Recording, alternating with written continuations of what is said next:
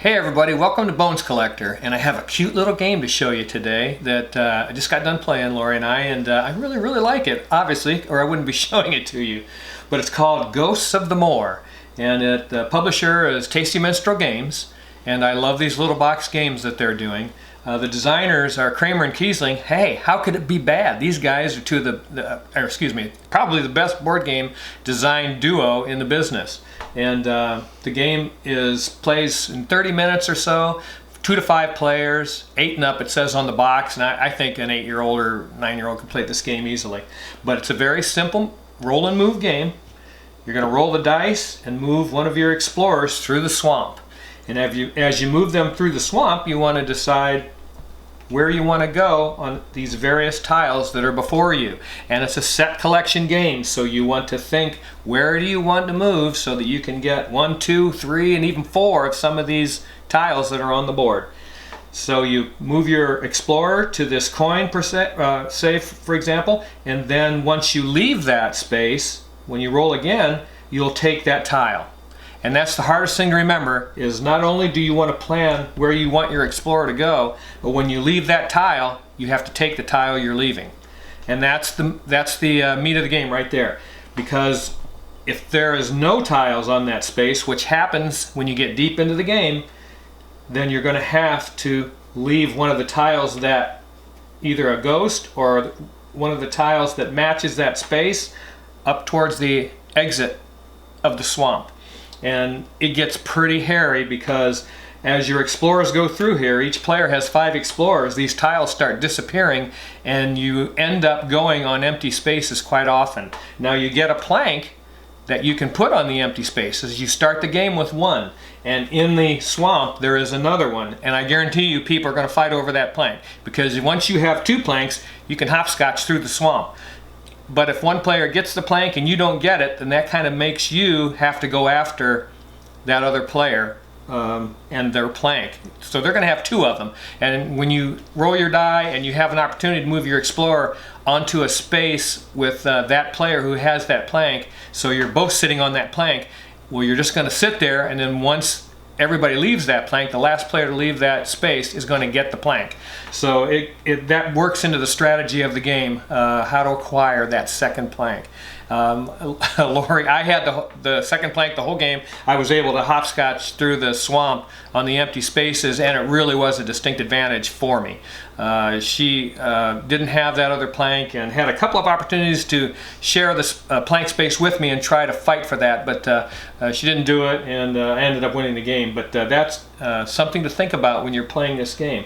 Now, once you land on an empty space, if you leave it, when you leave a space, that triggers everything in this game. It's not so much, I mean, you're planning where you want to go when you roll the die, but everything triggers when you leave the space. So when you leave an empty space, if you don't have that icon, in this case it's a coin. If I didn't have that coin, I would have to deposit 2 of my tiles that I collected as I was going through the swamp. So I'm making these set collections over here, and bones and this neat looking vase and this neat looking mask, and I'm trying to collect these tiles and make set collections.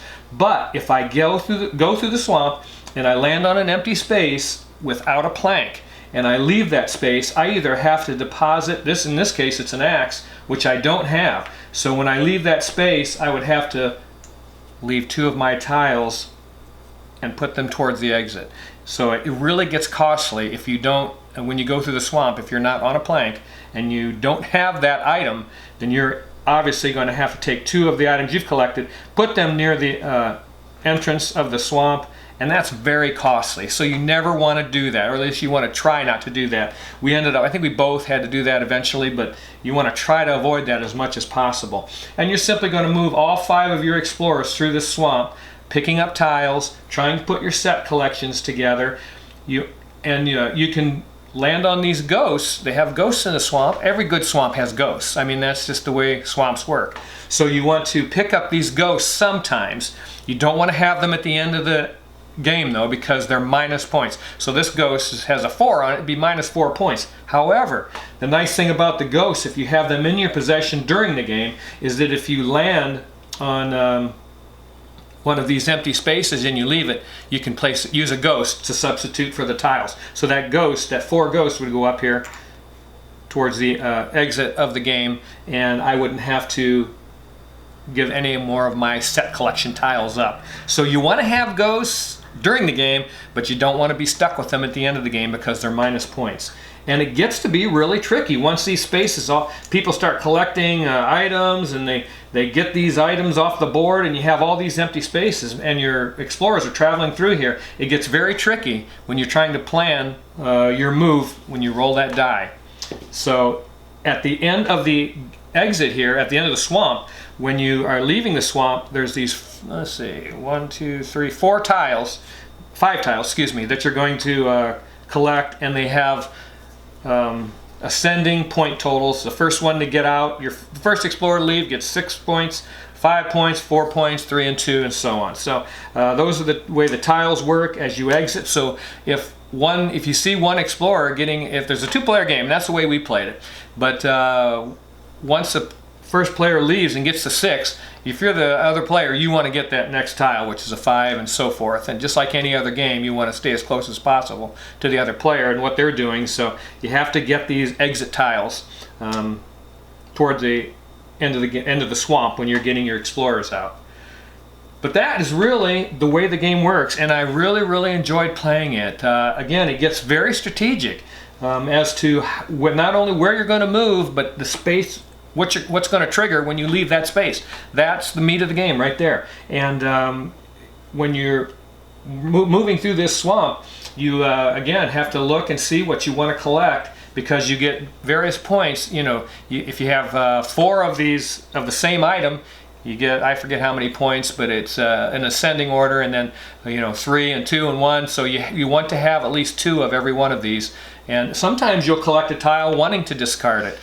Maybe you'll say, well, I'm not collecting those. I've got 3 of 3 other things, so I don't want that item, but I'll collect it so that I can deposit it if I land on that space. So I mean, there's a lot to think about in this little tiny box, this little tiny game, and I really, really like this game. It would be a great game to take to travel with, to take to a hotel. You could whip this out in the airport if the flight's delayed, and that's pretty cool. And I really applaud TMG for these little box games that have enough to think about, that they're really, really fun. And this Ghosts of the Moor game has that. Now, I have a couple of tiny little complaints about the production of the game, which is rare for TMG, because I really like their games and what they do with them. But this die, I thought, could have been larger, and maybe had some kind of designs on it, maybe just numbers instead of pips, and maybe some designs on it like the bone dice of Arkham Horror, that kind of thing, to give you a little more of a feel of being in a swamp, and a little bit scary. But small complaint, but I wish they would have done that. And then on the board, the squares where you're putting these tiles, it's a little hard to follow that path sometimes. So you got to really pay attention that you're following the path that's intended, and not going in the wrong direction, because the squares are kind of close together, and so you got to kind of look for the gaps to give you the idea about where the path goes. But those are a couple of very small complaints. This game is very inexpensive. It's wonderful. I would pick, if you need some travel games or some little games that you want to play to fill in a void of a small amount of time, because it took us about a half an hour. And it says a half an hour on the box, and that's pretty accurate. But man, it's a lot of fun, and I'm going to keep it, that's for sure. And that's Ghosts of the Moor from Tasty Minstrel Games, designed by Kramer and Kiesling, one of the best duos in the business. So, hey, pick this game up. It's inexpensive. And make sure that you like and subscribe. If you have any comments about this game or any other game, please leave comments below the video. I love every one of you, and keep on board gaming, because it's the best hobby in the world.